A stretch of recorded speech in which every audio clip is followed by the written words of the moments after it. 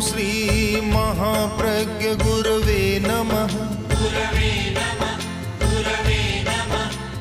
ओम श्री महाप्रज्ञ गुरवे नमः।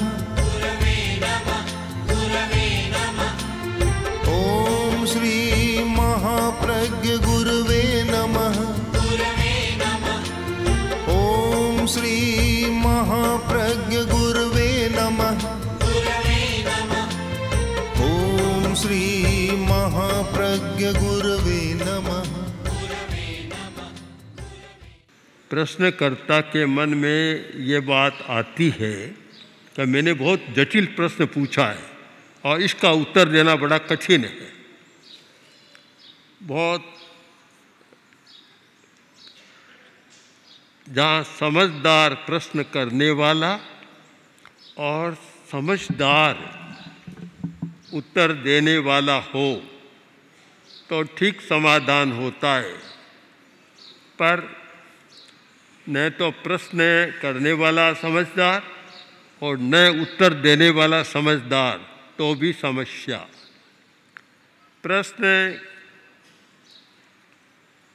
करने वाला समझदार नहीं, उत्तर देने वाला समझदार तो भी थोड़ा समाधान मिल सकता है। किंतु जहाँ दोनों ऐसे ही मिल जाए कि जो सही सोचना नहीं जानते,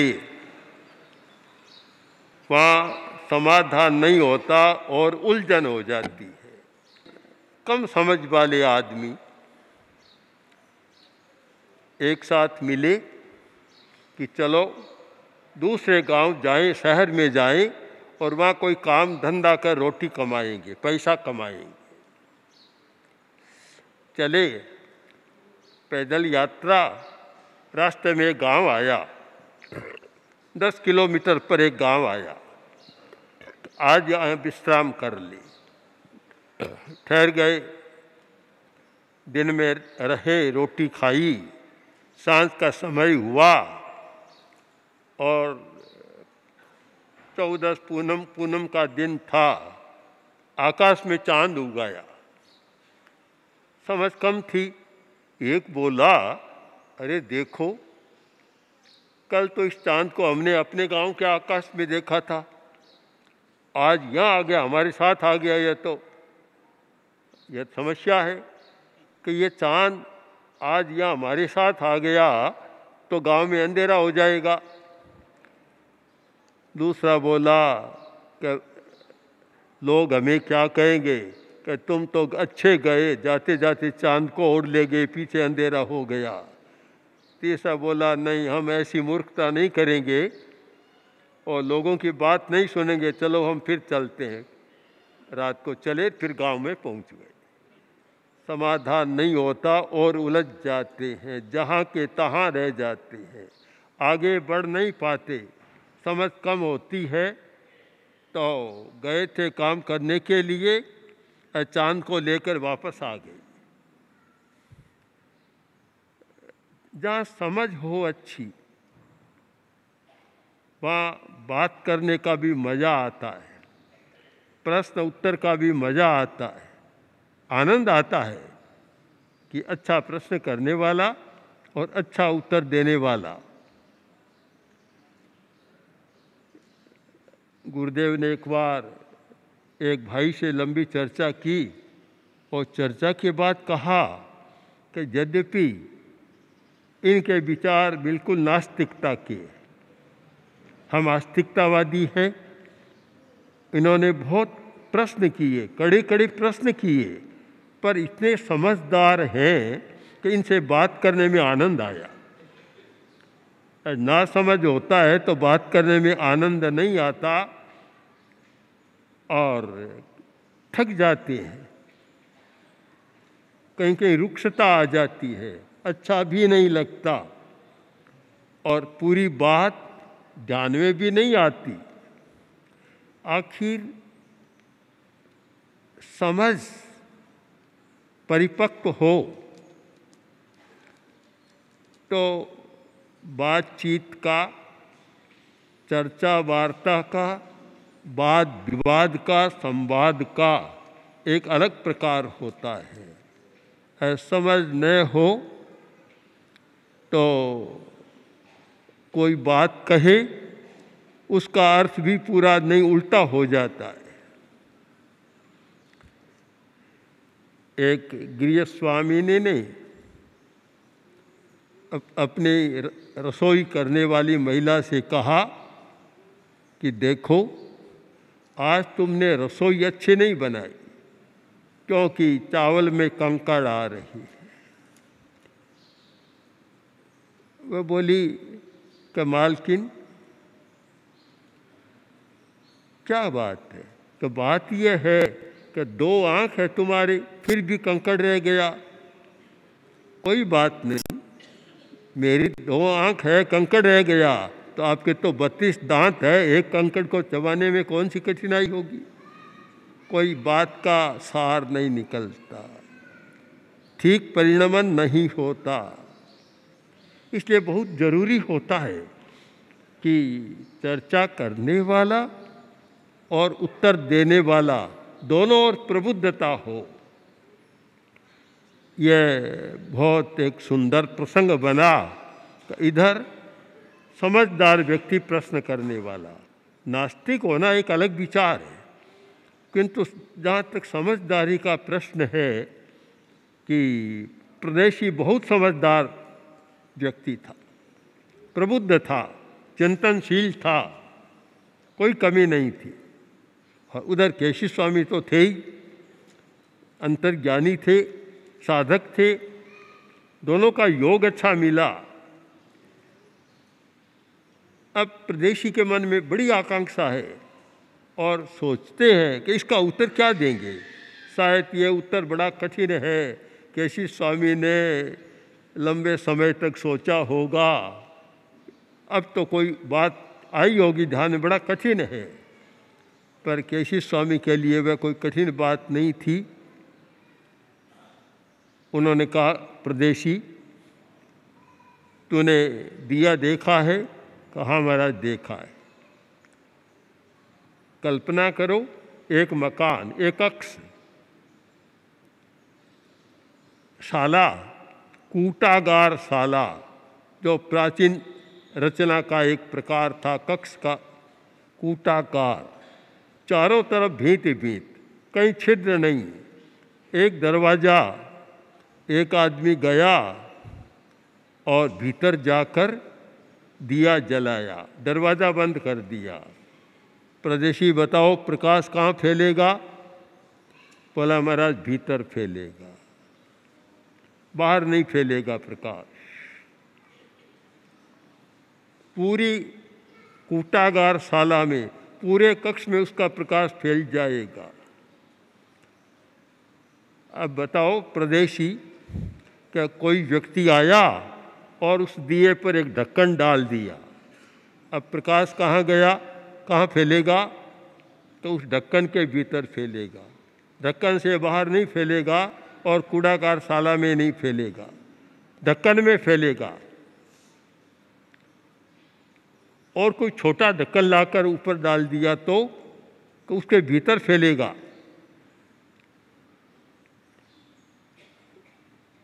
इसी प्रकार जीव छोटे शरीर का निर्माण करता है तो उसके आत्म प्रदेशों का विस्तार छोटे में हो जाएगा, और बड़े शरीर का निर्माण करता है तो बड़े में हो जाएगा। अब बात साफ हो गई कि जीव में फर्क नहीं है। जीव के जो असंख्य प्रदेश हैं उनमें संकोच और विस्तार करने की क्षमता है। 5 अस्थिकाय हैं, धर्मास्थिकाय, अधर्मास्थिकाय और आकाशास्थिकाय। इन 3 में संकोच विस्तार नहीं होता, जहाँ है वहीं रहते हैं। पुद्गल में तो होता ही है। जीव में एक क्षमता है, शक्ति है कि वह अपने आत्म प्रदेशों का संकोच भी कर सकता है, विस्तार भी कर सकता है। जैसा शरीर मिलता है वैसा कर लेता है।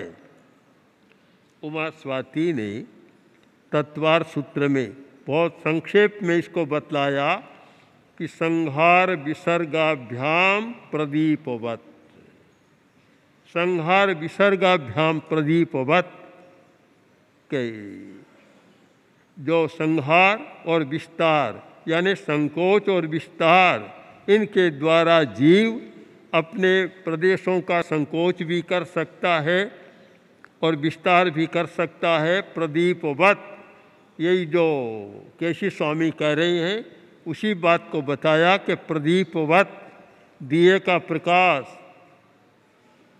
जैसे आज समझ लो कि एक बिजली, एक बल्ब यहाँ जलाया, पूरे पंडाल में प्रकाश हो गया, उसी पर ढक्कन दे दिया तो प्रकाश सारा ढक्कन के भीतर आ गया, और उसी बल्ब को यहाँ से निकाल कर और एक छोटे से कमरे में लगाया तो प्रकाश वहाँ सिमट गया।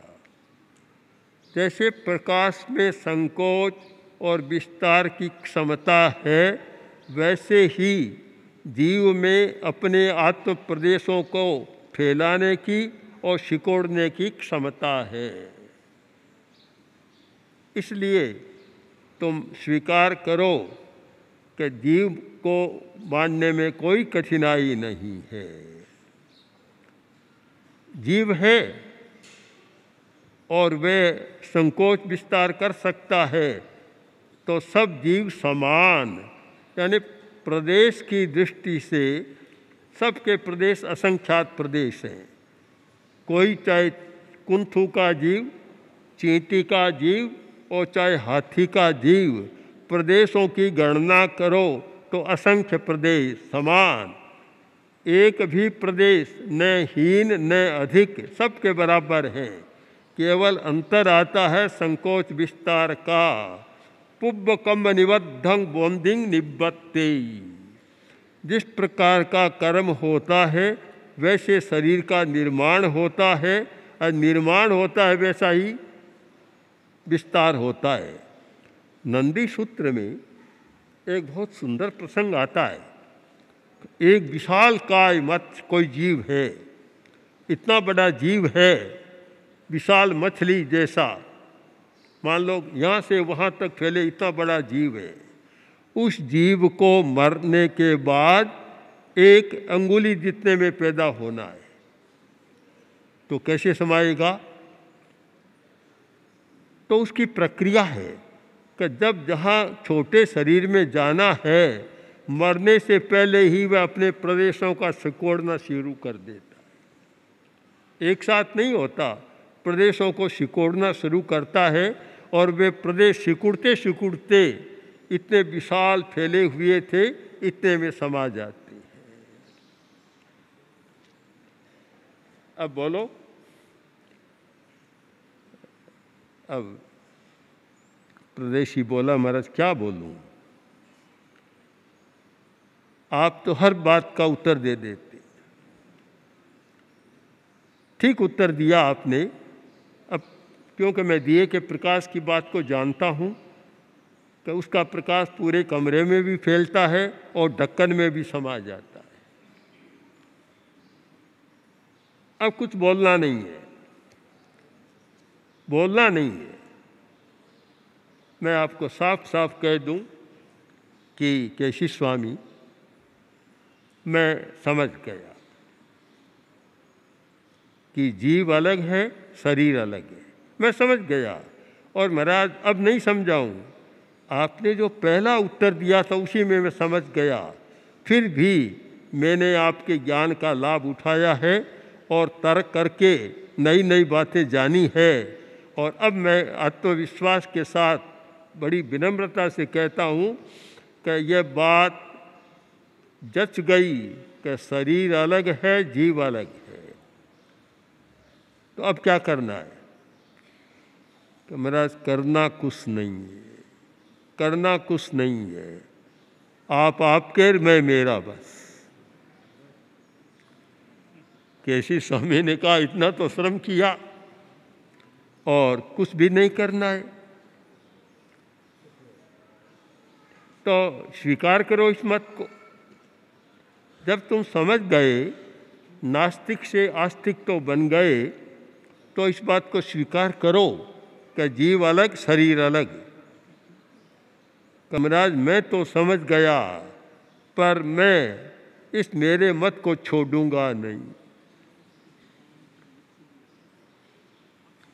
क्यों नहीं छोड़ेगा? क्यों नहीं छोड़ेगा? कि मेरा दादा भी नास्तिक था, मेरा दादा भी नास्तिक था, मेरा पिता भी नास्तिक था, मैं भी नास्तिक हूँ। हम सब तज्जीव तत्शरीरवादी रहे हैं। अब भला कुल परंपरा से जो चला आ रहा है उसको छोड़ना कोई सहज बात है क्या? मैं कैसे छोड़ दूँ? महाराज आप ही बताएं कि एक मकान में आदमी 10 वर्ष रह जाता है, उस मकान को छोड़ना भी मुश्किल होता है। एक कपड़ा पहनता है और थोड़ा पुराना हो गया तो भी छोड़ना मुश्किल होता है, क्यों? उसके साथ एक स्नेह हो जाता है। तो महाराज इस मत के साथ मेरा भी स्नेह हो गया। मैंने न जाने कितने लोगों को नास्तिक बनाया है, कितने धार्मिकों को नास्तिक बनाया है, कितनों की श्रद्धा को हिलाया है। अब भला इतना काम किया, आज तक श्रम किया, आज तक सारा प्रयोग किया और इतने तर्क दिए, चारों तरफ मेरी ख्याति है कि प्रदेशी राजा बड़ा नास्तिक है, आत्मा को नहीं मानता और दूसरों को समझा रहा है, अपने पक्ष में ला रहा, अपने मत में ला रहा है। इतना किया कराया, अगर उस मकान को आज भी ढहा दूँ तो कैसा लगेगा? इतने श्रम से तो बनाया, आज ही वह तो बच्चों का खिलौना बन जाएगा। महाराज बच्चों का खिलौना, बच्चे वर्षा होती है, रेत में जाते हैं और घर बनाते हैं, चीज़ें बनाते हैं और थोड़ी देर बाद पग फेरा साफ कर देते हैं। मेरी भी वह बचपन की स्थिति हो जाएगी। ये अच्छा नहीं महाराज, क्षमा मांगता हूँ। आपने बहुत श्रम किया, आपने मेरे प्रश्नों का उत्तर दिया, मुझे समझाने का प्रयत्न किया। और महाराज एक बात देखी कि टेढ़ा प्रश्न पूछता है तो उत्तर देने वाला गुस्से में आ जाता है। आप में यह विशेषता मैंने देखी कि आप कभी गुस्से में नहीं आए, कभी आवेश नहीं आया। मैंने कुछ भी पूछा, मुझे याद आ रहा है यहाँ बहुत वर्ष पहले, क्या पुरानी पूज्य कालूगणी की बात है। एक बार चतुर्मास था, बातचीत का प्रसंग चल रहा था। उन दिनों में चर्चा वार्ताएं भी बहुत चलती थी। पूज्य कालूगणी ने कहा कि देखो, एक बात का ध्यान रखना कि कोई व्यक्ति प्रश्न पूछने आए, चर्चा करने आए, कितना ही टेढ़ा प्रश्न पूछे और जानबूझकर टेढ़ी मेढ़ी चर्चा करे तो कभी गुस्सा नहीं करना। कारण कि बातचीत करने बैठे, चर्चा वार्ता वाद विवाद, जो व्यक्ति गुस्से में आ गया उसकी हार तो पहले ही हो गई। शांत रहना, जिससे विजय जीतता वह जो शांत रहता है, और आवेश में आ गया वह तो हार गया। बस के प्रदेशी भी कह रहा है, महाराज आप विजयी बने, आप जीते, मैं हारा।